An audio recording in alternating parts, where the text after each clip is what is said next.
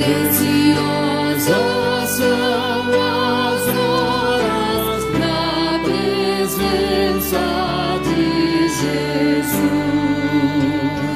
Comunhão deliciosa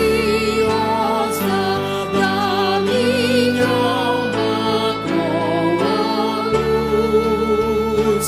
Os cuidados deste mundo não me podem abalar,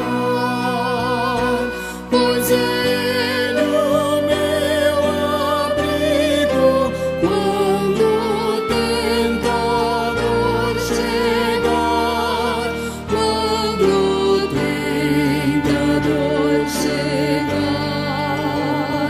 Ao sentir-me rodeado de cuidados terrenais, irritado e abatido, ou em dúvidas fatais, a Jesus eu me dirijo nesses tempos de aflição. As palavras que Ele fala trazem paz, consolação, trazem paz, consolação. Se confesso meus temores, toda a minha imperfeição, Ele escuta com paciência essa triste confissão. Com ternura repreende meu pecado e todo mal. É Jesus o meu amigo, o melhor e o mais leal, o melhor e o mais leal.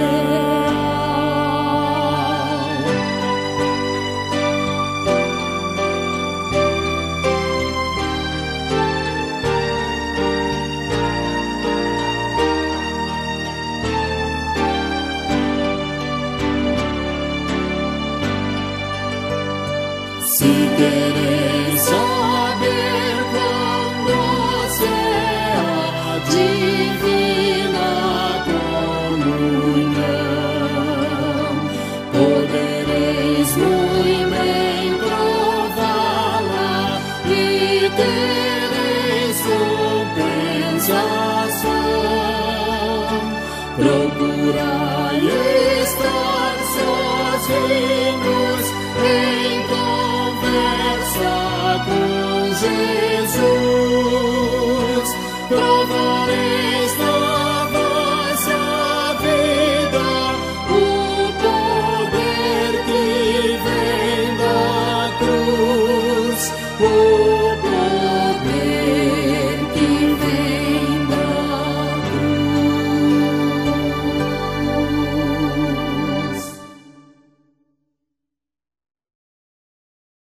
Então vamos começar, irmãos, o nosso culto de hoje.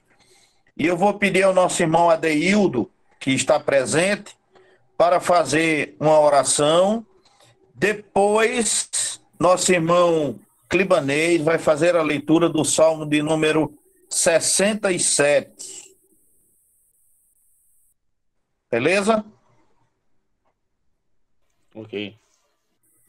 Adeildo. Boa noite, irmãos. Graça e paz. Amém. Oremos. Senhor, nós te louvamos, te exaltamos, ó Pai, por mais um dia. Engrandecemos o teu nome, ó Deus, pela oportunidade que temos de estarmos aqui juntos para estudar a tua palavra. Deus, pedimos que o Senhor traga a iluminação às nossas mentes. Capacite-nos, ó Deus, também a estarmos aprendendo mais da tua palavra, Senhor Deus. Nos ajuda, Pai. Nos instrui. Glorifica o teu nome em nosso meio, para a tua própria glória, em nome de Jesus. Amém, Senhor. Amém. Libanês, Salmo 67. Um momento.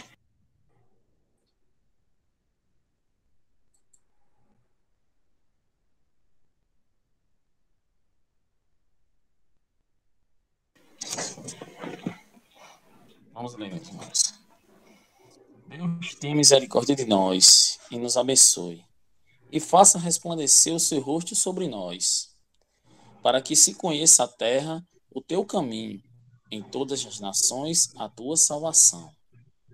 Louvem a ti, ó Deus, os povos, louvem-te os povos todos.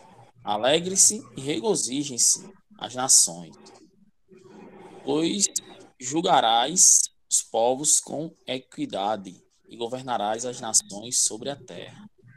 Louvem-te a ti, ó Deus, os povos, louvem-te os povos todos. Então a terra dará o seu fruto. A Deus, o nosso Deus, os abençoará.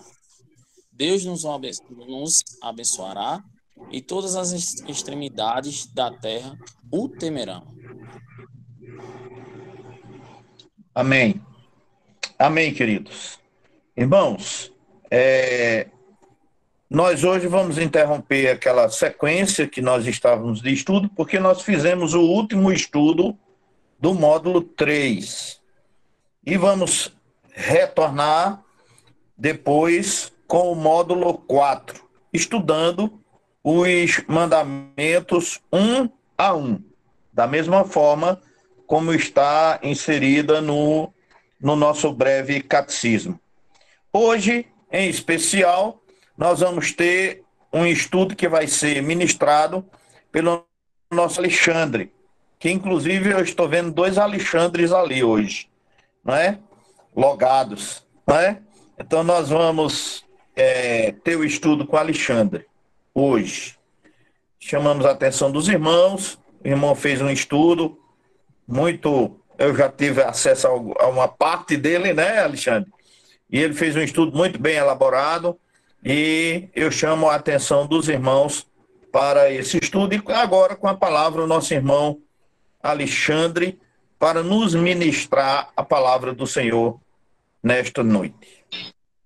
Amém, irmãos. Eu agradeço ao pastor por esse momento, pastor Saul, saúdo também aos irmãos com a graça e a paz do Senhor. E eu hoje me proponho conversar com os irmãos sobre Paulo e as suas viagens missionárias e seu contexto.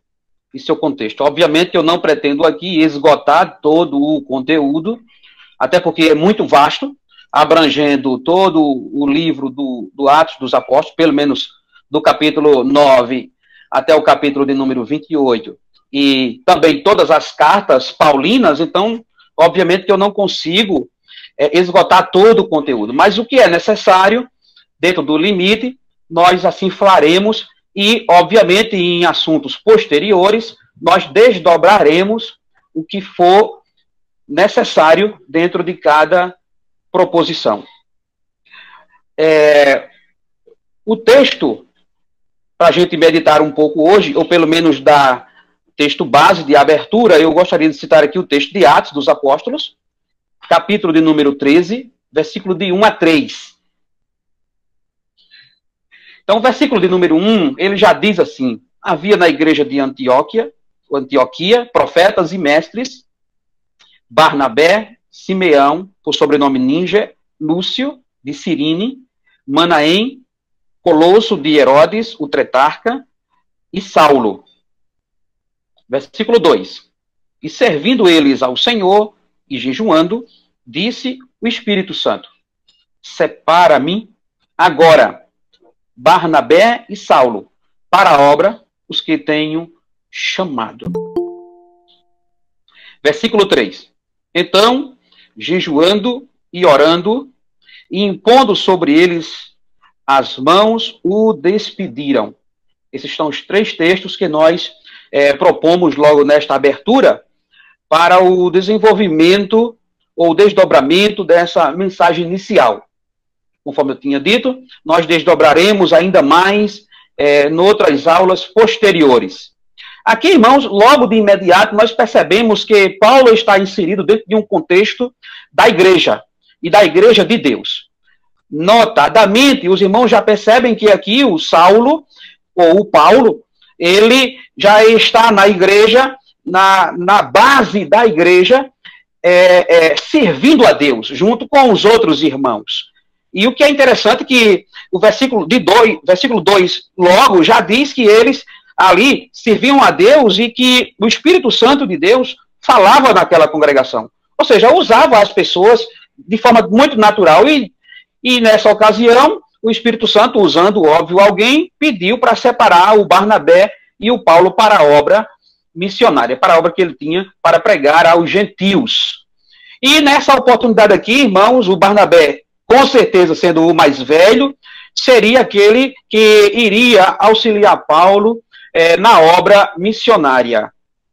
E no versículo número 3, ele diz que eles estavam aí jejuando e orando. Prática, naturalmente, de um bom cristão. E impondo sobre eles as mãos, o despediram. No caso aí, a liderança da igreja aprovando a ida desses irmãos para a obra missionária. Né? O primeiro que aprova, obviamente, é Deus, a obra do Senhor e o avanço do reino de Deus. Do reino de Deus. O que é importante, irmãos, que eu gostaria aqui já iniciar é fazendo uma rápida pergunta. Quem foi o apóstolo Paulo? Para, então, responder essa pergunta, obviamente que a gente vai nos escritos canônicos, que são a própria Sagrada Escritura. Então, de lá nós tiraremos ou tiramos, né, o que é necessário sobre a vida de Paulo. O que é necessário sobre a vida de Paulo. E também extraímos de literaturas secundárias. Aqui eu tenho um livro de Bruce, e fala sobre o apóstolo da graça, sua vida, cartas e teologia, e um segundo livro, um segundo livro aqui sobre Paulo, o maior líder do cristianismo, do reverendo Hernando Dias Lopes. Então, essas três fontes aqui que eu extraio esse estudo. Obviamente que as escrituras é o nosso ponto principal de apoio. Nesse primeiro momento de histórico, nós compreendemos claramente que Paulo é um dos maiores homens da história. Não só do cristianismo, obviamente, mas de toda a humanidade. E, para todos nós, ele é um exemplo. Tanto é que ele diz em 1 Coríntios, capítulo de número 11, versículo 1, sede meus imitadores, como eu sou de Cristo. Tanta autoridade dada por Deus, que ele chegou a dizer essa palavra para a igreja de Coríntios em um momento muito especial. E que, óbvio, irmãos, essa palavra aqui também serve para nós, hoje, presente, que possamos também, dessa mesma maneira, né, seguir a Cristo, de tal forma que outras pessoas possam se espelhar, não só através do conhecimento, mas através da vida cristã diária. Então, no texto bíblico, nós temos algumas informações sobre o Paulo. Em primeiro lugar, diz em Atos, capítulo de número 22, versículo 3, quanto a mim, Paulo, sou judeu, nascido em Tarso, da Sicília, e nesta cidade, criado aos pés de Gamaliel, instruído conforme a verdade da lei de nossos pais, zeloso de Deus, como todos vós hoje sois. Note que nesse texto aqui, ele já diz que é judeu, já diz onde ele é nascido, em Tarso, da Sicília, né, e também já diz o nome de um dos seus professores, que no caso seria o próprio Gamaliel, um grande instrutor da literatura hebraica. Tá? Então, aqui nesse texto, ele já mostra claramente algumas informações sobre Paulo, registrado no livro de Atos, capítulo de número 22, versículo número 3. Em segundo lugar, ele fala da sua descendência, que era judaica. Então, em Filipenses capítulo 3, versículo 5, diz assim, ele se apresenta claramente como sendo da linhagem de Israel, da tribo de Benjamim, hebreu de hebreu, quanto à lei, fariseu. Notadamente, você consegue perceber aqui que ele já diz que era da linhagem de Israel e da tribo de Benjamim. Da tribo de Benjamim. E era hebreu de hebreu. E quanto à lei, era fariseu. Um homem muito culto. Um homem muito culto. Em geral, se aplica a palavra hoje para fariseu, aquela pessoa que muitas vezes não levam a vida cristã. Mas aí, irmãos, aqui, para a gente, não se aplica, no caso, para Paulo, não se aplica isso. Se aplica que ele era um bom estudioso das Escrituras, deixa eu só passar aqui, pronto. Se aplica que Paulo era um bom estudioso das Escrituras e ele era zeloso naquilo que fazia. Encontramos ainda, por exemplo, na carta aos Romanos, né, a confirmação de Paulo como sendo um israelita da descendência de Abraão, da tribo de Benjamim. 2 textos que são muito interessantes, que se casam entre si, como uma luva, o de Filipenses capítulo 3, versículo 5, e o de Romanos capítulo 11, versículo 1. Além disso, nós podemos compreender que Benjamim ele era o filho de Jacó e de Raquel, conforme está registrado também em Gênesis, capítulo de número 35, versículo 16 e versículo de número 18. Então aqui eu cito ainda esse relato, esse histórico, em Atos capítulo de número 22, versículo 28, que diz o seguinte, que Paulo aqui, ele tinha nacionalidade, ou seja, era cidadão romano de nascença. Certamente que ele recebeu isso do seu próprio pai por serviços provavelmente prestados ao Estado. O seu pai tinha, segundo alguns historiadores, e propriamente Bruce também disso, o próprio pastor Hernandes também fala isso no livro que eu cito aqui, que o seu pai tinha uma fábrica de curtir couros e ele fazia tendas, trabalhava com couros, então certamente ele recebeu algum serviço e recebeu por esse serviço a nacionalidade romana. Outro texto diz que os soldados relataram isso aos magistrados, os quais, ouvindo que Saulo e Silas, eles eram romanos, e ficaram atemorizados. Esse texto aqui, ele traz, em Atos capítulo 16, versículo 38, que Paulo, ele depois que estava pregando o evangelho, foi açoitado, ou pelo menos ia ser açoitado, e os soldados relataram que Paulo e Silas eram romanos, e por essa ocasião eles não seriam, então, açoitados, pelo menos pelos romanos.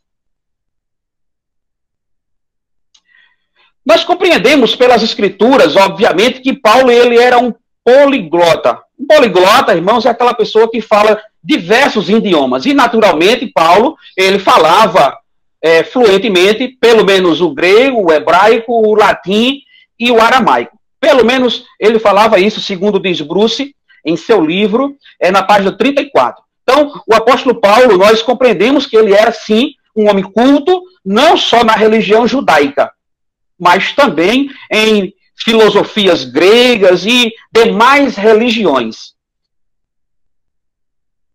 Além disso, nós compreendemos também que Paulo tinha uma família nobre e que levou ele para estudar desde cedo para Jerusalém. Notadamente, ele morava na Sicília, em Tarsus. Então, nesse sentido aqui, os pais dele, depois de uma certa idade, conduziram ele para Jerusalém, e ali ele foi estudar aos pés de Gamaliel nas melhores escolas da época. E Paulo se destaca, irmãos, entre os outros jovens da sua idade, com o seu conhecimento vasto e também com a sua vida de piedade, tentando agradar a Deus de alguma forma dentro da lei judaica. Quanto à profissão de Paulo, irmãos, nós extraímos das Escrituras que Paulo tinha um ofício de fazer tendas.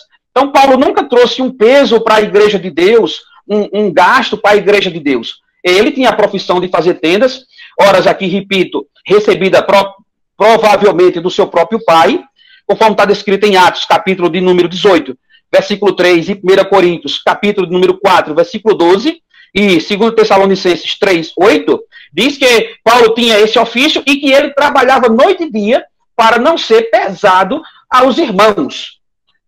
Então, nós conseguimos perceber aqui, irmãos, que Paulo vem, primeiro, de uma linhagem dos israelitas, da tribo de Benjamim. Segundo, nós compreendemos que Paulo teve uma educação muito abalizada aos pés de Gamaliel. Terceiro, nós já vimos até aqui que Paulo vem de uma família estruturada financeiramente, que certamente prestou serviço para o Estado romano e com isso galgou a sua nacionalidade com esse título, né? E ainda nós aprendemos que ele era um poliglota, que ele falava diversos idiomas, diversas línguas. Por assim dizer, a sua família tinha muita influência em Jerusalém. E aprendemos também até aqui que ele fazia tendas. Agora, o que é interessante é que ele não tinha uma aparência que impressionava. Apesar de ser um homem culto, intelectual, obviamente, mas segundo alguns relatos, confirma que ele não tinha uma aparência que impressionava. Mas isso não lhe impedia de pregar o evangelho por hipótese alguma. Muito ao contrário. Era versátil naquilo que fazia. E o que ele fazia muito bem era ter uma oratória boa. E com a ajuda do Espírito Santo, isso só veio aumentar ainda mais. Então, nota-se também que esse Paulo era tão ferrenho dentro da lei judaica que ele agora começou, logo no início, perseguir os crentes. Perseguindo os crentes. E nessa ocasião, eu acho que a transparência não está passando para os irmãos, não é isso? Está passando para mim, não está passando para os irmãos. Deixa eu só aqui.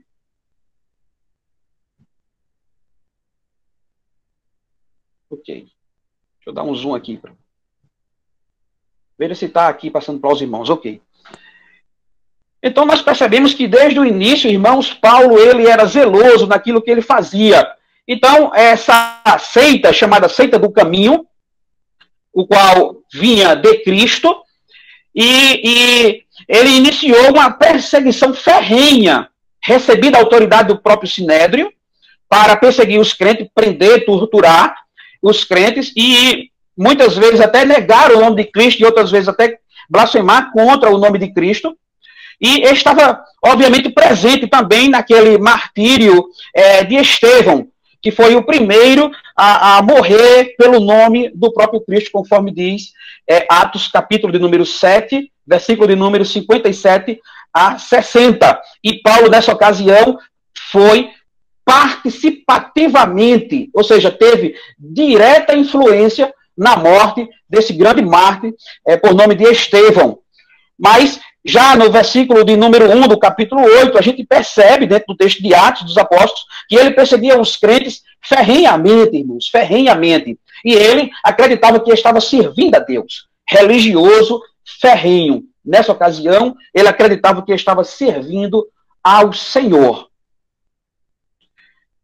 Então aconteceu, irmãos, que dentro dessas perseguições, os irmãos foram espalhados por muitas regiões e alguns dos irmãos foram até Damasco. Então, no caminho de Damasco, ele tem um encontro real, no caso, Paulo tem um encontro real com o Senhor Jesus Cristo glorificado. E nesta oportunidade, irmãos, diz o texto sagrado, conforme Atos capítulo 9, versículo 1 a 9, que ali apareceu para ele uma grande claridade, como se fosse uma grande bola de fogo, e ele ali, irmãos, fica como quem atônito, sem compreender ao certo, e ele pergunta, irmãos, nessa ocasião, o que está acontecendo. E eles, quem és tu, Senhor? Essa foi a pergunta de Paulo. E o Senhor responde para ele: sou eu o Senhor a quem você persegue. Notadamente, irmãos, essa conversão de Paulo, ela é muito súbita. E, naturalmente, nós podemos aqui confirmar que foi de forma irresistível. Ninguém teve o atrevimento, ou a coragem, ou a audácia de pregar diretamente para Paulo. Digo, um pregador foi lá e conversou com Paulo, marcou um estudo bíblico, marcou uma reunião com ele. Não, Paulo saiu enfurecido, irmãos, sobre o caminho de Damasco. E o próprio Jesus Cristo, glorificado, vai de encontro de Paulo. E irresistivelmente quebra o coração de Paulo, irmãos. Então, a palavra de Deus a respeito de Saulo, ou de Paulo, diz assim, conforme Atos, capítulo de número 9, versículo 15 e versículo 16. Mas o Senhor lhe disse: vai, porque este é para mim um instrumento escolhido para levar o meu nome perante os gentios e reis, bem como perante os filhos de Israel.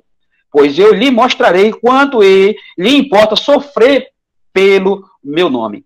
Esta palavra aqui foi dita a um servo de Deus em Damasco por nome de Ananias. E Ananias não queria, irmãos, receber essa palavra para poder ir lá até Paulo. Óbvio, muito natural. Sabia que Paulo estava assolando por todos os lugares. Tinha carta branca do Sinédrio, da Suprema Corte Judaica. Então, ele vai lá, irmãos, ele vai lá e ora por Paulo. Paulo, nessa ocasião, devido a essa grande claridade, ele fica cego por um momento. Mas depois que Ananias ora por ele, acontece um milagre ali extraordinário e ele retoma a visão, conforme diz o livro de Atos, capítulo 9, versículo 10, especificamente o versículo 18. Se você ler aí, você vai ver que esse relato é real. Bem, irmãos, depois dessa conversão de Paulo, súbita, extraordinária, irresistível, nós podemos assim dizer, Paulo ele foi orientado por Ananias e também por Barnabé a estar inserido no corpo da igreja. Ou seja, está inserido no corpo de Cristo, que é a igreja. Então, a igreja, irmãos, passa a ser a sua base. Passa a ser a sua base.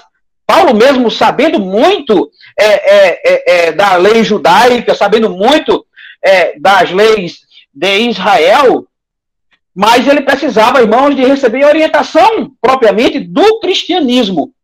Do cristianismo. Então, irmãos, ele faz parte da igreja de Deus. Da igreja de Deus que estava em Antioquia da Síria.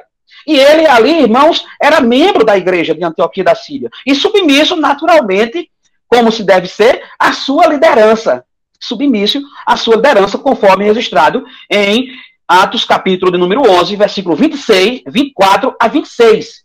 E, diga-se de passagem, irmãos, que Barnabé fica ao lado de Paulo por muito tempo, orientando Paulo, auxiliando Paulo. E essa igreja aqui, irmãos, ela cresce solapadamente. Porque eles começam a pregar por toda a cidade e se converte muita gente, irmãos, nessa cidade aqui, irmãos. O que é interessante, irmãos, que sempre que Paulo voltava de suas viagens missionárias, ele reportava-se à igreja de origem, a sua igreja de origem. Então, veja, era como se houvesse uma espécie de relatório. Diga, Paulo, o que você pregou lá, ou diga as maravilhas que aconteceu lá nessas regiões que você foi pregar. Tá? Antioquia, irmãos, foi o primeiro lugar onde os cristãos começaram a fazer os primeiros esforços para externar ou para transmitir o evangelho não somente aos judeus, mas também agora aos gentios. Os irmãos bem compreendem que depois da descida do Espírito Santo, em Atos dos Apóstolos, ali no capítulo de número 2, já no capítulo 3 tem as conversões em massas, no primeiro sermão de Pedro, mas parece, irmãos, que eles queriam ficar somente por ali pelos redores de Jerusalém, entre eles mesmos, entre os judeus, e eles não estavam avançando. E muitas vezes acontecia a perseguição justamente para que eles pudessem avançar, irmãos. E era isso. O avanço da igreja acontece em muitos casos, em meio a muitas perseguições. Não em muita paz, mas em muitas perseguições. Então nós podemos, irmãos, compreender que essa cidade que Paulo estava, como na igreja base, era a terceira maior cidade do Império Romano, aproximadamente com 500 mil habitantes. Eu penso que seja assim como Campina Grande, só que em termos de quantidade de pessoas. Não sei agora ao certo se Campina Grande tem esse número, tem um pouco mais de habitantes. Mas essa cidade era composta de judeus e de gregos. Tá? Eu coloco aqui uma foto da cidade, mas é uma foto já atualizada, tá? Não é uma foto antiga, é uma foto já mais atualizada. É uma cidade portuária marítima. Algumas ruas dessa cidade, segundo diz o historiador Flávio Joseph, um historiador judeu, que algumas ruas dessa cidade era toda pavimentada de mármores e cercadas de colunas também de mármores. Era uma cidade rica, próspera, por assim dizer, naquela ocasião. Essa cidade ela foi construída próxima à costa do Mediterrâneo, no que é hoje o sudoeste da Turquia, e atualmente chamada de Antáquia, e tem cerca de 150 mil habitantes. O número de habitantes diminuiu porque ela foi toda desfragmentada em colônias, e essas colônias também passaram a ser novas cidades. Então foi nessa cidade também, irmãos, que os seguidores de Jesus, pela primeira vez, foram chamados de cristãos. E cristãos nada mais significa de pequenos cristos. Ou seja, aqueles que buscavam cada vez mais com as suas vidas ser semelhantes a Cristo, naquilo que falavam, naquilo que pregavam, naquilo que vivia, conforme diz Atos, capítulo de número 11, versículo de número 26. Ali, nessa cidade, em Antioquia da Síria, os irmãos, pela primeira vez, foram chamados de cristãos. Em outra ocasião, foram chamados também de seita, a seita do caminho. Então, irmãos, aqui fica uma observação para a gente. Qual é, então, a nossa missão? Veja, nós estamos falando do apóstolo São Paulo, ou de Saulo, que teve, dada pelo próprio Deus, a missão de expandir o evangelho, expandir o reino de Deus, pregando para outras pessoas, para outros povos. Agora, isso nada nos exime, também, nos dias atuais, de pregarmos, irmãos, para o nosso vizinho, para a nossa casa, para os nossos colegas no trabalho, na faculdade. O próprio Jesus, irmãos, exprime palavras como essa no livro de Marcos 16, 15 e 16. Ide por todo mundo e pregai o evangelho a toda criatura. Quem crê e for batizado será salvo. Quem não crê, porém, será condenado. Note, irmãos, que a função da igreja não é convencer ninguém. A função dos servos de Deus não é convencer ninguém, é pregar o evangelho. Quem convence é o Espírito Santo de Deus. Quem salva as pessoas é o Espírito Santo de Deus. Nossa função, irmãos, dentro do reino de Deus, nossa missão é pregar o evangelho. É criar meios de pregar o evangelho. É criar meios de pregar o evangelho. E Jesus deixou isso bem claro em seu texto canônico. Então, pensando no texto de Atos, capítulo 13, de 1 a 3, irmãos, nós temos a missão específica de Paulo, já no centro da igreja de Deus, no qual Paulo estava inserido, em Antioquia da Síria. Perceba que nessa igreja tinha muitas pessoas já importantes, lideranças importantes, profetas, pregadores e mestres, aqueles que ensinavam a palavra. E, notadamente, nós destacamos aí Paulo, no caso Saulo, e Barnabé, o qual, irmãos, estava inserido dentro do contexto da igreja. O que nós aprendemos com esse texto, irmãos, é que igreja, ela gera a igreja. Igreja gera a igreja. Crentes geram crentes pelo poder da palavra de Deus. Não pode, irmãos, uma pessoa dizer que vai fazer obra missionária se ele não está inserido no corpo de Cristo, que é a igreja. Não pode. Não pode, irmão. Então nós aprendemos aqui logo nesse primeiro versículo que Paulo estava inserido na igreja base, o qual recebeu ele depois da sua conversão. O qual depois foi instruído. Então perceba, a igreja, irmãos, é da igreja que nasce igreja. É da igreja que nasce igreja, irmãos. E é da igreja que é enviado os missionários para a obra missionária, irmãos. É assim. Em segundo lugar, irmãos, nós aprendemos aqui no texto ainda de Atos 13, no versículo 2, que eles estavam servindo ao Senhor. Perceba, irmãos, para servir ao Senhor é preciso estar submisso a determinadas lideranças. É preciso estar submisso a determinada liderança. Muito nos espanta, irmãos, a pessoa dizer que ele está fazendo obra missionária, mas ele não vai na igreja. É muito estranho. Muito estranho, irmãos, a pessoa dizer assim, eu prego a palavra de Deus, mas ele não vai na igreja. Não tem comunhão com os seus irmãos. A descida do Espírito Santo, irmãos, acontece quando os irmãos eles estão juntos e unidos em um mesmo parecer. É assim que acontece. Então, irmãos, nesse texto aqui do versículo 2 ainda de Atos 13, nos ensina que o Espírito Santo estava na igreja, falando na igreja. E quando eu digo que o Espírito Santo estava falando na igreja, aqui é que o Espírito Santo estava usando os irmãos da igreja. para separar Paulo e Barnabé para a obra que ele tinha chamado. Perceba, irmãos, o contexto da obra missionária acontece na igreja, de dentro para fora, na igreja. Isso é importante. E eles já estavam aí, no versículo 3, realizando algumas práticas que são importantes, jejuando e orando. E as lideranças impuseram as mãos sobre eles e os despediram. Ou seja, uma aprovação da igreja, irmãos. Uma aprovação da igreja. É assim que a obra missionária acontece. Viagens missionárias. Nós temos, irmãos, claras evidências que, pelo relato bíblico, que o Espírito Santo separou Paulo e Barnabé para evangelizar outras nações.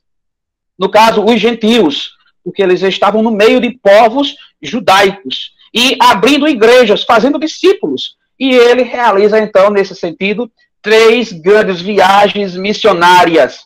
A terceira viagem missionária, alguns escritos diz que ele colocou ali uma 4ª viagem missionária, mas nós trataremos aqui de 3 viagens missionárias, porque no final da terceira, obviamente, ele vai preso. Né? Ele vai preso de Jerusalém e é conduzido até Roma para se apresentar ali para as autoridades. Então, essas viagens missionárias, irmãos, a primeira viagem missionária ela foi um pouco curta, por poucas cidades, mas teve grande relevância que nós não podemos deixar de lado. Isso aconteceu no ano de 47, aproximadamente, até o ano de 48, depois de Cristo. Já a segunda viagem missionária, e aqui daqui a pouco nós desdobraremos ela um pouco mais, já a segunda viagem missionária durou 3 anos, aproximadamente, de 49 a 52 depois de Cristo, e a terceira viagem missionária durou 4 anos, entre 53 a 57 depois de Cristo, e ficou preso por 3 anos em Éfeso, provavelmente. Essa primeira viagem missionária de Paulo, irmãos, ela está registrada aí em Atos, capítulo de número 13 e o capítulo de número 14, e ocorrido aproximadamente no ano 49. Se você notar, eu vou dar só um recuo aqui rápido, eu coloquei 47 e 48. Tá? 48 mesmo. Eu tinha dito 49, né? Então, o itinerário de Paulo, irmãos, basicamente foi esse. Saindo de Antioquia, Seleucia, Salamina, da região de Chipre, aonde o Barnabé ele morou e conhecia muito bem, Pafos, Perges, Antioquia, da Pisídia, Icônio e Listra. Listra, aí você pode naturalmente compreender que era a região, ou a colônia, ou a província, onde o jovem Timóteo aparece posteriormente. E Derbe. Essas aqui foi o itinerário de Paulo. Não necessariamente dentro dessa ordem, conforme nos mostra esse mapa aqui, antigo, da primeira viagem missionária de Paulo. Então, irmãos, nós ficamos registrados dessa maneira. No capítulo 13, do versículo número 2, Barnabé e Saulo, eles saem na caminhada missionária em prol de pregar o evangelho. A igreja já aprova a saída deles como missionários. Né? No capítulo número 13, o versículo 5, João Marcos auxilia eles nessa jornada missionária.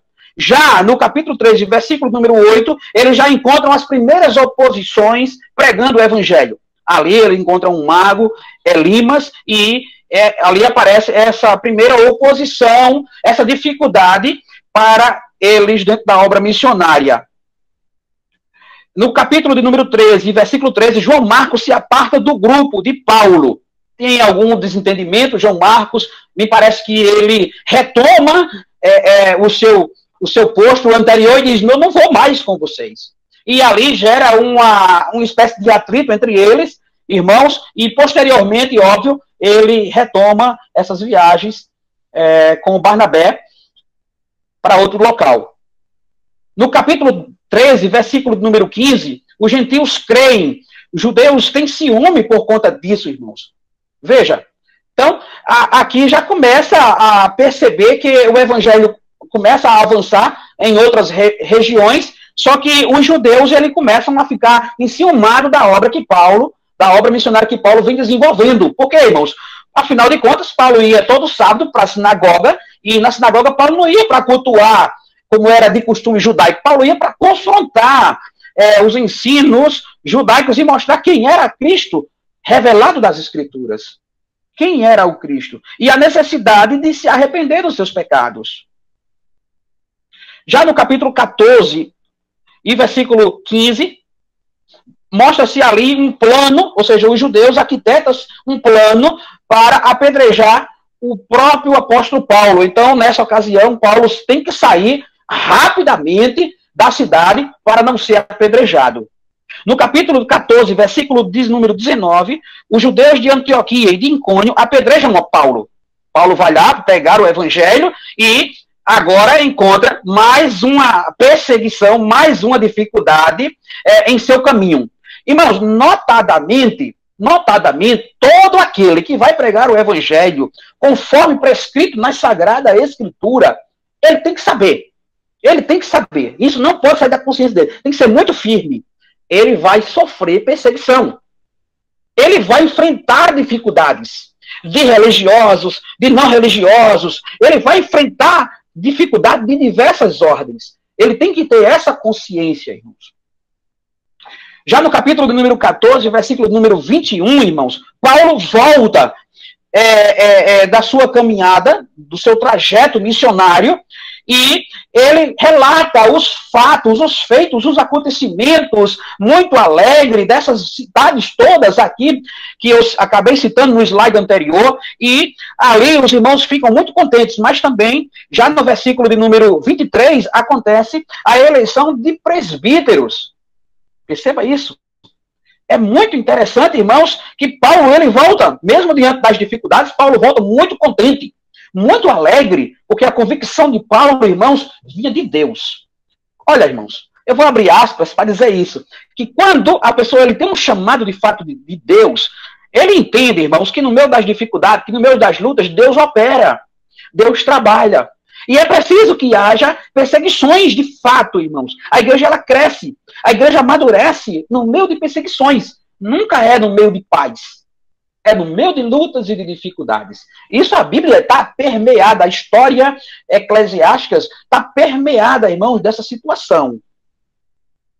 Já a segunda viagem missionária de Paulo, irmãos, ela acontece em Atos, capítulo 15, versículo 16, até o capítulo 18, ao versículo de número 23. E ali, aproximadamente, no ano 51, depois de Cristo. Depois que Paulo relata os seus feitos da primeira viagem missionária, Paulo agora vai fazer a segunda viagem missionária, irmãos, visitando os campos missionários. Era notório, irmãos, ele não podia ir lá e abandonar aqueles irmãos que abraçaram o evangelho pela fé em Cristo, recebendo a dádiva da salvação, dado pelo próprio Deus. Ele tinha que ir lá e fortalecer a fé daqueles irmãos. O itinerário de Paulo, irmãos, continua. Antioquia, a sua igreja de origem, ele sai da sua igreja de origem e continua. Vai a Derbe, Listra. Listra, aqui, vou repetir, né? Era a cidade do jovem Timóteo. Ele encontra Timóteo em Listra, filho de uma judia e de pai grego. Então, por essa ocasião, a igreja ou a comunidade local recomenda o Timóteo para Paulo. E Paulo acata essa ideia e orienta esse jovem na caminhada missionária. E o que dá, irmãos, é que Timóteo se torna um grande pastor. E Paulo escreve para ele 2 cartas maravilhosas chamadas de cartas pastorais. Motivo, o assunto para as próximas aulas.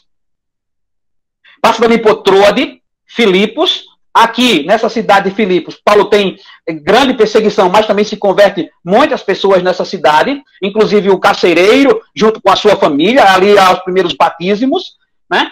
E outras pessoas também se aglomeram nesse contexto e se forma ali uma igreja muito sólida. Quando você lê lá a igreja aos Filipenses, você vai ver que é uma igreja muito sadia, muito sadia. Paulo escreve para essa igreja com uma forma de gratidão enorme e fortalece cada vez mais essa comunidade inicial. ele também vai para Neápolis. Neápolis era a região ali perto de Filipos e também Bereia. Tá? Em Bereia ali, ele consegue perceber que existe já um número mínimo de discípulos, mas eram pessoas que eram versáteis nas escrituras. Enquanto Paulo falava, eles ficavam sempre ouvidos, atentos, conferindo tudo que Paulo falava para que pudesse compreender que aquilo, de fato, seria a verdade de Deus. Notadamente, eu destaquei aqui Tessalônica como de propósito, irmãos, porque fica também nessa mesma região aí, perto de Filipos, Neápolis, Bereia, na região da Macedônia. Tá? E eu destaquei aqui Tessalônica, porque tem um fato curioso em Tessalônica e sempre me chamou a atenção, e eu já preguei, inclusive, sobre isso em uma das mensagens aqui para alguns irmãos. Em Tessalônica, em Atos capítulo 17, especialmente, é em Tessalônica que Paulo passa 3 semanas pregando nas sinagogas, e ali houve um grande alvoroço. Alguns judeus se levantam contra Paulo, inclusive judeus das sinagogas, lideranças, porque Paulo está ali enfaticamente pregando o evangelho. Do outro lado também se levanta do meio dos gentios as autoridades, a cúpula religiosa, mas ali há algumas mulheres nobres com posses, e também alguns judeus piedosos e também gentios piedosos acabam que abraçando esta fé pelo poder de Deus e através do Santo Espírito do Senhor, e eles ali fundamentam uma congregação. Agora, naturalmente, Paulo sai de lá, irmãos, às pressas, da casa de Jason, porque acontece uma grande perseguição e o alvoroço é grande. E o negócio vai parar, irmãos, no tribuno. Tá? No tribuno. E acontece, irmãos, que Paulo pregou somente 3 semanas. E a igreja ficou fundamentada. Irmãos. A igreja ficou fundamentada em 3 semanas. Se você ler Atos 17, versículo de 1 a 4, você vai ver isso claramente. Na sequência aqui do seu itinerário, irmãos, Paulo vai a Bereia, depois vai a Atenas, e Atenas, irmãos, conforme os irmãos podem perceber no relato de Atos 18, Paulo chega em Atenas e vai pregar o evangelho, irmãos, e tem templo para toda qualidade e gosto. E filósofo também. E Paulo não se intimida nesse mundo gigante que engolia as pessoas dentro da filosofia grega. Paulo prega o evangelho àquele povo e muitos ali se convertem por essa ocasião. Notadamente, Paulo também vai a Corintos. Corintos, irmãos, é uma cidade extraordinariamente grande, portuária, e composta mais de gentios e gentios libertinos, né? Devido à cultura, obviamente, as práticas homossexuais eram muito grandes nessa ocasião, e nesse grande centro, Paulo prega o evangelho, irmãos, e ali nasce uma igreja muito forte. Também acontecem alguns problemas dentro dessa igreja com o passar do tempo, que Paulo escreve uma carta para ela, aliás, 2 cartas para ela, e recomenda determinados ensinamentos para que aqueles irmãos pudessem estarem mais alinhados com a palavra de Deus. Motivo também de uma aula posterior só sobre isso. Obviamente, dentro desse itinerário, ele vai até Éfeso, e ali também prega, irmãos, e enfrenta também lutas, né? E na sequência vai a Cesareia, Jerusalém, e depois retoma a sua jornada, irmãos, nesse caso, para Antioquia, uma vez que ele já tem fortalecido os irmãos na caminhada. Muito bem. Dentro desse período, irmãos, acontece, então, obviamente, a terceira viagem missionária de Paulo. E essa terceira viagem missionária de Paulo, irmãos, vai aproximadamente do capítulo 18, versículo 23, ao capítulo 28, versículo 31, e o ano, aproximadamente, aí é o 54 depois de Cristo. Paulo e seus amigos passaram pela região da Galácia e Frígia, confirmando os discípulos, e dirigiram-se a estas cidades aqui, que era o itinerário de Paulo. Sempre, irmãos, é importante para Paulo visitar, ou passar visitando, ou passar, de alguma forma, escrevendo para os irmãos. tanto para saber como os irmãos estão, como também realizando algumas instruções, dando algumas instruções, recomendações na fé, orientações para as lideranças, e isso aconteceu, irmãos. Ele passa por Éfeso, a Macedônia, a Grécia, Filipos, Troade, Assos, Mitilene, Quios, Cos, Gode, Pataras, Tiro, Ptolemada, Cesareia e Jerusalém. E aí, irmãos, acontece também, óbvio, que nessa viagem missionária aqui, no final dela, acontece de Paulo ir preso e ir diretamente para Roma. E nesse momento, irmãos, é um momento muito difícil. Mas, mesmo preso, ele ainda escreve. Mesmo preso, ele ainda quer ler os escritos. Mesmo preso, irmãos, ele ainda está evangelizando. Mesmo preso, ele ainda está orientando os irmãos na fé.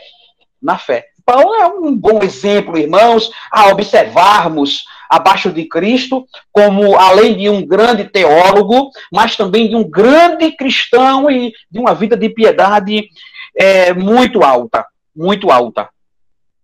Então, aqui eu coloco os livros que Paulo escrevera, ou a sua própria biblioteca, né? Romanos, 1ª, 2ª Coríntios, Gálatas, Efésios, Filipenses, Colossenses, 1ª, 2ª Tessalonicenses, 1ª, 2ª Timóteo, Tito e Filemão. Alguns historiadores atribuem a carta aos hebreus, também a Paulo. Eu não quis colocar aqui, irmãos, mas não é que eu estou aqui com dúvida de colocar ou de não colocar. Eu estou aqui observando o itinerário de Paulo. Então, dentro daquele itinerário citado, eu aqui me reporto a esta biblioteca, a esses livros de Paulo. Ok? O primeiro livro a ser escrito aqui, dentro dessa coleção, foi, notadamente, o livro de Gálatas, aproximadamente aí em 49, e foi uma instrução forte para aqueles irmãos que estavam já no início da sua caminhada, irmãos, já estavam como quem se desvainando na fé, como quem se desviando da fé, perdendo o curso correto do Evangelho. Então, essa igreja era composta de judeus, de judaizantes, e também de gentios, mas na sua grande maioria era judaizantes. E esses judaizantes, ao se converter, irmãos, era natural que trouxesse muitos elementos da cultura judaica, logo no primeiro século. Veja a data, 49, irmãos. Não deixaram de imediato a sua cultura. Então, iriam trazer para dentro da igreja, e que, de fato, isso causou um grande problema para Paulo, e Paulo teve que escrever essa carta de forma um pouco, assim, ríspida, para que esses irmãos pudessem compreender que o evangelho da graça não tem nada a ver em práticas da lei cerimoniais mosaica, tá? E a última aí, carta a ser escrita, seria, no caso, irmão, 2 Timóteo, no ano 68, Paulo aí estava preso. Paulo estava preso. E foi nessa ocasião aí, irmãos, que muitos amigos desapareceram de perto. Muitos amigos desapareceram de perto. Como é bom, irmãos, quando a gente faz a obra missionária e tem pessoas por perto para contribuir. Ninguém faz a obra sozinho, irmãos. Sempre é importante dividir o trabalho, dividir as forças, dividir o peso com outras pessoas de confiança. Sempre é importante, irmãos. Nunca é legal fazer sozinho. E Paulo fazia isso muito bem, e eu vou citar daqui a pouco alguns colaboradores de Paulo. Então, irmãos, o que essas cartas falam? De que, de fato, elas falam, irmãos? Todas essas cartas que aqui eu citei, aproximadamente aqui, 13 cartas. O que elas falam? E eu coloco aqui aproximadamente porque tem a carta aos Hebreus, que eu não estou pondo. Tá? E que, de fato, ela está inserida no contexto. Então, as cartas de Paulo, irmãos, falam sobre as questões centrais da fé cristã. As questões centrais da fé cristã. Deus, Jesus Cristo, Espírito Santo, homem, pecado, vida eterna, juízo, inferno. Questões centrais da vida cristã. Então, as cartas, irmãos, ela fala dessas questões. Eu aqui estou colocando as cartas de 1ª e 2ª Tessalonicenses como sendo escatológicas, ou seja, aquelas cartas que falam para o tempo do fim, Porque, de fato, logo a primeira carta de Tessalonicenses, todos os 5 capítulos falam da volta de Cristo, ou seja, da segunda volta de Cristo, tá certo? E também fala do anticristo, fala também da grande tribulação, que acontecerá, intensificará pelo mundo todo, tá bom? Mas também fala nessas cartas outros tipos de orientações. Essas cartas citadas aqui, de 1 Tessalonicenses e 2 Tessalonicenses, são cartas, por exemplo, que falam como o nosso corpo será revestido de glória na volta do Senhor, sobre a ressurreição dos mortos, fala também sobre o arrebatamento da igreja quando o Senhor voltar. Então, essas cartas falam basicamente sobre essas questões, dentre outras, com certeza. Também nós temos a carta aos Romanos, 1 e 2 Coríntios e Gálatas, que falam sobre o ensino da salvação, soteriologia, o ensino da salvação. Não somente disso, eu estou colocando aqui, irmãos, para não encher muito a transparência, mas fala também de outros ensinamentos, tá? Fala também da vida eterna, fala também da volta do Senhor, fala também da vida cristã, fala também da vida de piedade, fala também de como os irmãos devem se comportar na fé, e nós recomendamos aos irmãos, encorajamos aos irmãos a lerem essas cartas, obviamente. E, claro, nós temos as cartas da prisão, Efésios, Filipenses, Colossenses e Filemão.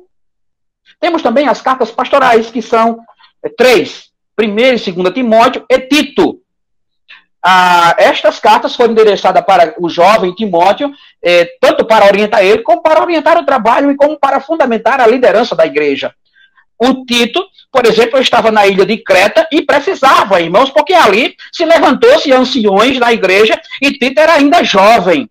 E era preciso que esse homem, com o nome de Tito, não se acovardasse, bem como também o Timóteo. Então, Paulo lança a luz, escrevendo a carta, mostrando como esses jovens pastores locais deveriam organizar a igreja. E, claro, como aqueles irmãos que estavam dando trabalho deveriam se comportar. Então, aqui, essas cartas, se você quer ler, essas cartas pastorais são muito boas para que você possa ter uma direção na sua caminhada cristã. Não estou aqui dizendo que as outras demais não são. Também são. Essas cartas aqui, além disso, também orientam os jovens na caminhada a serem exemplos, orienta também as jovens, orienta também as senhoras mais velhas a educarem as mais jovens e dar um bom exemplo para as mais novas, orienta também aos senhores e orienta os jovens também a respeitarem os mais velhos. Note, irmãos, e também orienta como os presbíteros da igreja devem se comportar. Você que quer ser uma liderança na igreja, essas cartas são muito boas para você extrair esses ensinamentos. Essas cartas serviram para orientar a igreja de Deus. Todas elas. Então, irmãos, o contexto geopolítico que Paulo estava vivenciando era que os romanos estavam dominando toda a costa setentrional, toda a costa do Mediterrâneo, e avançando, irmãos. E avançando. Os romanos, eles tinham uma obra interessante, e eles gostavam muito de abrir estradas e rodovias. Há um adágio popular que diz assim, todo caminho leva a Roma. Era notório porque os irmãos iam para as colônias ou as outras cidades caminhando pelos caminhos que próprio Roma abria estes caminhos. E, irmãos, os governadores romanos nas principais cidades eram postos. Os atos políticos dos romanos eram muito fortes, e ali eles lançavam governadores, procônsulos, né? Em Jerusalém, em Antioquia, em Alexandria, em Éfeso, em Damasco, em Corinto, em Atenas e em muitos outros lugares. E a língua popular de todo o império era o grego. Detalhe, era o grego, mas não se falava somente o grego. Também se falava o judaico, o hebraico. Tinha colônias, tinha muitos judeus pelo meio, né? E, óbvio, tinha também que se falar o latim, porque os romanos falavam também o latim. O ambiente, irmãos, religioso. O ambiente religioso, irmãos, não era um pouco amistoso. Nós conseguimos perceber que muitos imperadores, irmãos, perseguiram os crentes porque eles tinham que adorar ao imperador. E os irmãos não se curvavam aos imperadores, somente a Deus, que criou os céus e a terra, somente a Jesus Cristo, somente ao Espírito Santo. Então a liberdade religiosa poderia até existir, desde que você adorasse ao imperador, desde que você adorasse os deuses do Império Romano. Em muitas ocasiões aconteceu confrontos terríveis por conta disso, irmãos. Então, a facilidade para pregar o evangelho, irmãos, encontrada por Paulo, ou estratégia encontrada por Paulo, irmãos, era que ele ia todos os sábados para a sinagoga de alguma colônia, em alguma região, em alguma cidade, conforme registrado em Atos 17, versículo de 1 ao versículo número 7. E ali Paulo encontrava esse meio de poder pregar o evangelho. Então, Paulo era muito estrategista. Em primeiro lugar, ele observava uma região, uma mega região. Observando essa mega região, ele ia para lá procurar uma sinagoga dos judeus. Depois que ele chegava na sinagoga dos judeus no sábado, ele pregava Cristo. Cristo vivo. Cristo ressuscitado. A graça de Deus. Era isso que ele pregava. O centro das Escrituras sendo Cristo Jesus. Aquele que salva o homem e conduz às mansões celestiais. Ele pregava o evangelho de Deus, de poder. Era isso que ele pregava. E ali, óbvio, era natural que os judeus se irritavam com Paulo. Então, a facilidade, os caminhos que Paulo encontrava para, pelo menos, dentro de um leque de oportunidade, nós encontramos aqui um nas Escrituras, dentre outros. Agora, irmãos, depois da igreja fundamentada, ou das igrejas fundamentadas, ele chegava, por exemplo, em Corinto, e ali ele plantou a igreja de Corinto. Na verdade, não era só uma igreja, era uma reunião de igrejas, eram muitas igrejas repartidas em cada local daquela cidade. Agora, claro, ficava conhecida pelo nome da cidade, a igreja que está em Corinto. É assim o exemplo. A igreja presbiteriana que está em Basta Rosa. Igreja presbiteriana de Basta Rosa. Embora que em Barra tivesse outra igreja presbiteriana. Aí denominariam uma segunda igreja presbiteriana, algo do tipo. Tá? Então, pela inexistência do cânon sagrado, ou seja, da Bíblia, as igrejas nascentes eram atacadas constantemente. Você veja que nós estamos aqui ainda na metade do primeiro século. Né? Na metade do primeiro século, aqui, anos 50, 54, até no mais tardar, 68. Então, o cânon bíblico ainda não estava por completo. A Bíblia não estava fechada, bonitinha, por completo. Então, existia muitas dificuldades para aquelas congregações, até porque, se não tinha orientações de fato ainda, propriamente dita, acontecia, irmãos, de muitas heresias entrarem no seio da igreja, acontecia de divisões entrarem na igreja por pensamentos diversos e, claro, práticas mundanas do paganismo e de imoralidades sexuais. Isso entrava muito, irmãos. E um dos problemas que entrava muito era os judaizantes, que se convertiam, acabavam que lá dentro queriam implantar o judaísmo misturado com o cristianismo. Isso gerou uma grande dificuldade, irmãos. Gerou uma grande dificuldade para a igreja. Houve muitas heresias querendo solapar a fé dos irmãos. Houve muitas divisões, né? Ou homens querendo dividir a igreja. Quando você lê, por exemplo, Coríntios capítulo 1, você percebe que ali os irmãos eram como quem estivesse dividido. Alguns gostavam de Apolo porque era muito eloquente, poderoso nas escrituras. Outros gostavam de Pedro por ser assim um pouco mais tradicional, já desde o início, andou com Jesus Cristo. Outros gostavam mais de Paulo por ser dinâmico e atuante na igreja, uma visão missionária. E outros diziam, não, eu só sou de Cristo, eu só quero Cristo. Irmãos, parece os dias de hoje esse negócio. Muitos são assim também, irmãos. Muitos são assim também. Tá? Então, eu tinha dito aos irmãos que a obra de Deus não era feita sozinha. Eu tinha dito isso para os irmãos. E aqui nós encontramos, irmãos, alguns colaboradores com Paulo na obra missionária, irmãos. Estes colaboradores aí contribuíram e muito para a obra missionária junto com Paulo. Então, Barnabé, irmãos, contribuiu bastante. Silas, por nome de Silvano, andou muito com Paulo. O próprio Tito, o João Marcos, o Timóteo, o Lucas, sensacional, sensacional Lucas, porque além de um grande historiador, formado em história, muito preciso, dentro dos seus relatos, conforme Lucas e conforme o livro de Atos, que eram apenas um só rolo, depois houve essa divisão de 2 livros, né? Evangelho e o livro histórico de Atos dos Apóstolos, e claro, além também de ser médico, né? Além de ser médico. Então Lucas narra muitas dessas histórias, né? Que são, de fato, verdadeiras. E outros aqui, nós encontramos Sóstenes, que estava lá na igreja de Coríntios e que avisou a Paulo sobre a situação da igreja que estava em Corinto, a bagunça que estava, e Paulo ali escreve para, de alguma forma, orientar esses irmãos e esses irmãos pudessem viver, de fato, o evangelho poderoso da graça de Deus. E Onésimo também foi um dos colaboradores de Paulo de forma muito rápida. E aqui eu vou citar também outros colaboradores, irmãos. Aristarco e Segundo, Caio Derbe, né? E alguns outros irmãos da Ásia, a exemplo de Tíquico e Trófimo. Estes irmãos aqui também foram colaboradores de Paulo na obra missionária.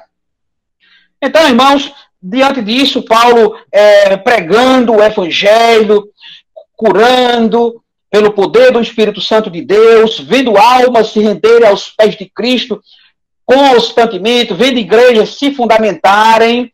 Então, irmãos, Paulo, ele foi preso em Jerusalém ao final da 3ª viagem missionária e enviado diretamente para Cesareia e ficando preso por 3 anos, conforme registrado em Atos 21, versículo de número 29, 27 a 29.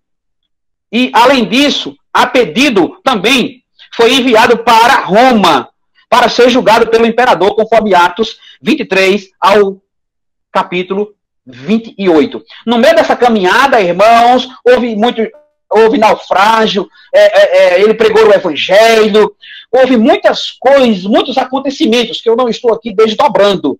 Tá certo? Eu estou contando aqui o fato de forma linear, sem desdobrar os detalhamentos. Isso fica para uma segunda aula. Então, sua prisão e morte em Roma, irmãos, mesmo preso em uma prisão domiciliar, Paulo pregou o evangelho e escreveu várias cartas. Se os irmãos lerem a carta aos Romanos, no capítulo 16, aproximadamente ali o versículo de número 22, se não me falha a memória, Paulo diz o cara que ajudava ele na escrita da carta, por nome de Técio. Então, Técio era o ajudador, o escrivão, a pessoa que estava na prisão e ali podia Paulo citar e ele escrever. Então, Paulo gerou uma grande contribuição. Ainda, se você ler o capítulo 16 do livro de Romanos, você vai ver que a igreja que está em Roma não era só uma igreja. Você vai ver, quando você lê o texto por completo, todo o capítulo por completo, você vai ver que ali existiam muitos focos de congregações, de pontos de pregações espalhados por todos os pontos da cidade. E, detalhe importante aqui, vale dizer, que Paulo tinha muitos familiares ali em Roma. E ele cita esses familiares no capítulo de número 16. É muito interessante isso. Então, Paulo usava o seu tempo livre nas prisões para escrever às igrejas. E, além disso, depois de solto, ainda viajou e foi preso novamente, enviado para Roma e depois decapitado, aproximadamente no ano 67, aproximadamente. Eu acho que eu errei aqui na data, deve ser 68, tá certo? Ou mais um pouquinho. Então, alguns dos martírios sofridos 11 anos antes de morrer, ainda na sua 3ª viagem missionária, Paulo tinha passado trabalhou com as suas próprias mãos para poder sustentar, sofreu prisões, sofreu açoites sem medidas, perigos de morte, conforme está registrado em 2 Coríntios, capítulo 11, versículo 23 a 28.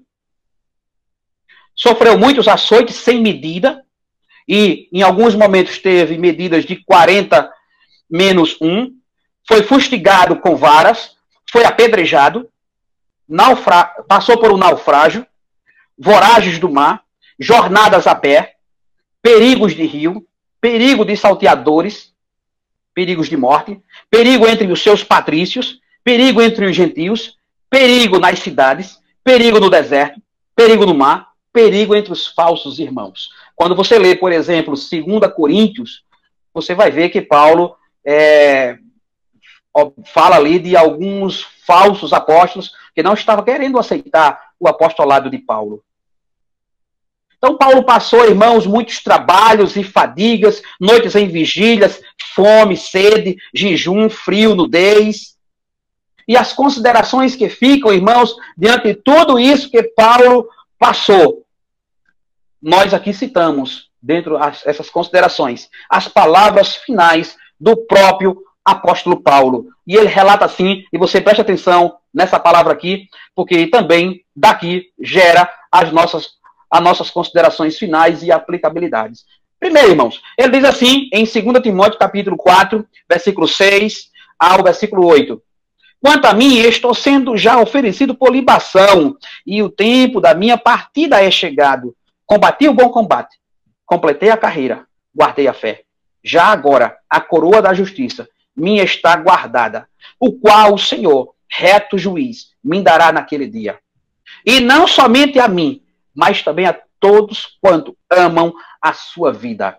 Primeira aplicação que eu tiro desse texto, irmãos, não é como a gente começa a caminhada, é como a gente vai terminar a caminhada, irmãos. Há muita gente que começa com um alvoroço muito grande, irmãos, mas quando chega no meio da caminhada desiste, afrouxa, desbota. Paulo, ele aqui enche o peito no final da sua vida, preso, irmãos. Ele diz, combati o bom combate, acabei a carreira, guardei a fé. Ele estava ciente de que o evangelho foi cumprido por ele. Ele estava ciente, irmãos, que o juiz daria naquele dia a coroa que estava guardada. A segunda aplicação que eu tiro aqui, irmãos, que o evangelho de Paulo é o nosso evangelho. É o evangelho, irmãos, que também nós teremos que pregar. É o evangelho, irmãos, que foi dado a Paulo, confiado a Paulo, mas também não só a Paulo, mas também a todos aqueles que amam a vida. A vida. E eu encerro aqui, irmãos, essa palavra, dizendo que nós devemos nos encorajar cada vez mais, olhando para o alvo, como autor e consumador da nossa fé. Cristo é o centro do Evangelho. Que Deus abençoe. Amém, queridos. Quero parabenizar Alexandre, estudo muito bom, muito bem preparado, muito bem estudado. E quero aproveitar as palavras do próprio Alexandre aqui, que disse, estudaremos no próximo. Então, o próximo já é o próximo, tá certo? Beleza? Próxima quinta-feira, teremos aqui Alexandre Lopes, irmãos, trazendo para a gente a palavra do Senhor, continuando o estudo. Parabéns, Alexandre. Muito bom. Gostaria de deixar também alguns avisos, irmãos. Amanhã nós vamos ter o culto do final do ano, que começa às 22h30, às 10h30, na igreja. Não teremos o culto em Lagoa Seca. Não teremos. Eu consultei os irmãos, mas a Deildo me disse que lá o pessoal não gosta muito do culto de fim de ano, não. Vem pouco, não é? E eu pude constatar isso porque consultei no grupo, só Marconi respondeu positivamente, né? Então, excepcionalmente, não teremos o culto amanhã, teremos o culto normal lá no domingo. Beleza? E também estaremos dando as posses amanhã na igreja aos cargos eleitos. Os que estiverem presentes assumirão as suas atividades a partir do culto de amanhã. Então, rogamos a Deus que esteja abençoando os irmãos, agradecemos a disponibilidade de Alexandre, eu convidei, ele prontamente aceitou compartilhar conosco a palavra do Senhor, e já lancei o convite aqui, e estou concluindo que ele aceitou também para a próxima quinta-feira dar continuidade ao estudo, aí ao tema que ele vem abordando conosco. Então, queridos, também lembrando aos irmãos que de amanhã a 8 dias nós estaremos instalando o presbitério lá na Igreja Presbiteriana do Monte Santo. A reunião acontecerá, a abertura na sexta-feira à noite, com o culto e a eleição da nova mesa. E no sábado, o dia todo, nós teremos a reunião onde discutiremos todos os assuntos relacionados ao presbitério como um todo. Rogamos a Deus que esteja abençoando os irmãos. Vou pedir ao pastor Davi para fazer essa oração final e impetrar a bênção nesta noite. Amém, meu irmão, meus irmãos, vamos orar. Maravilhoso Deus, nós queremos, Senhor, te render graças. Te render graças, Senhor Deus, por tua soberana história sobre a vida de Paulo, onde nós vimos hoje boa parte de sua vida, de tudo o que ele representou e representa para a igreja até hoje, através dos seus escritos, através de tudo aquilo que ele fez inspirado por ti, através de tudo que ele enfrentou e pôde dizer no final de sua vida que combateu o bom combate, que acabou a carreira e guardou a sua fé.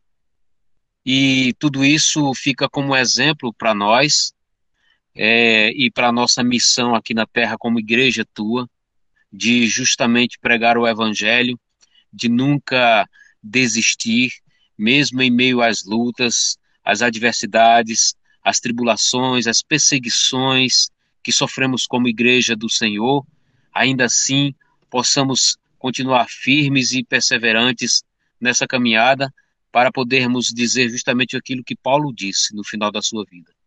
Louvado seja o teu nome pela vida de Alexandre, por todo o esmero, por todo o preparo, por todo o cuidado, por toda a pesquisa feita, por toda a fidelidade ao escrito bíblico e por tudo o que ele nos trouxe nessa noite como informações maravilhosas e importantes.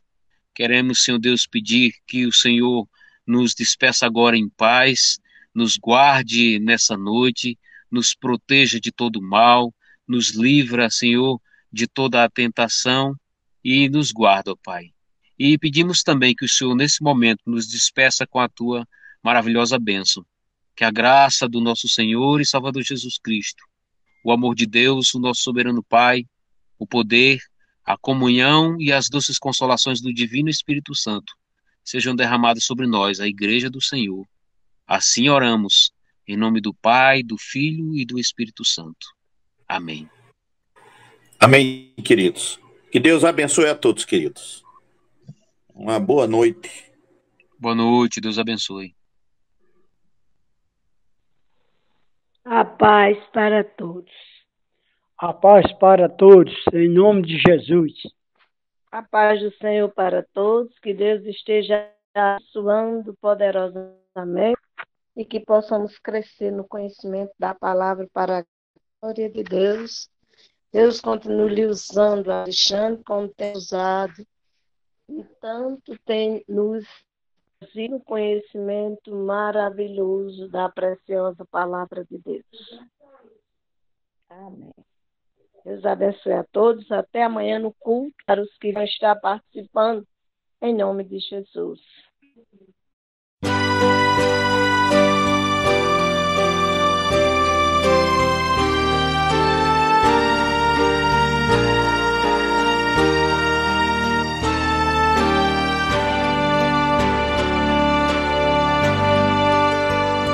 Preciosas são as horas na presença de Jesus.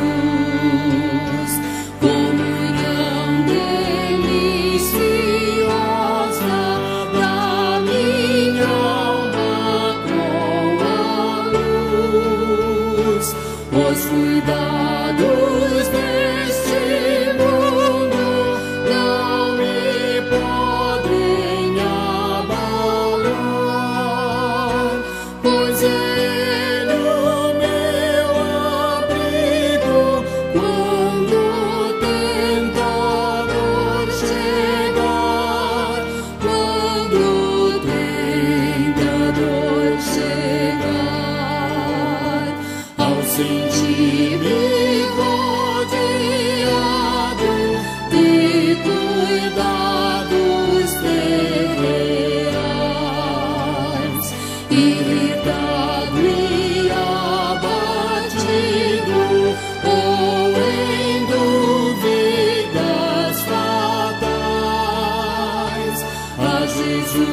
eu me dirijo nesses tempos de aflição.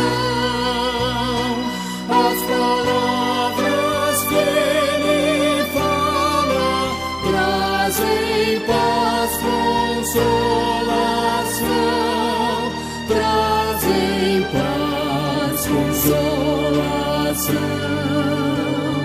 Se confesso meus temores, toda a minha imperfeição, Ele escuta com paciência essa triste confissão. Com ternura repreende meu pecado e todo mal. É Jesus o meu amigo, o melhor e o mais leal, o melhor e o mais leal.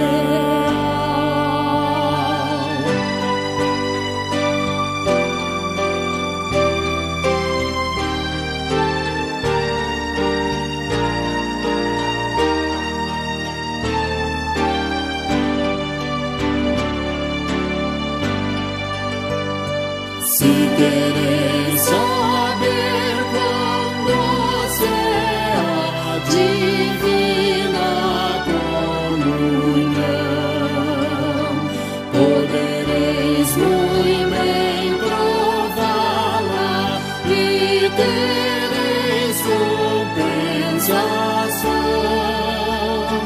Procurai estar sozinhos em conversa com Jesus.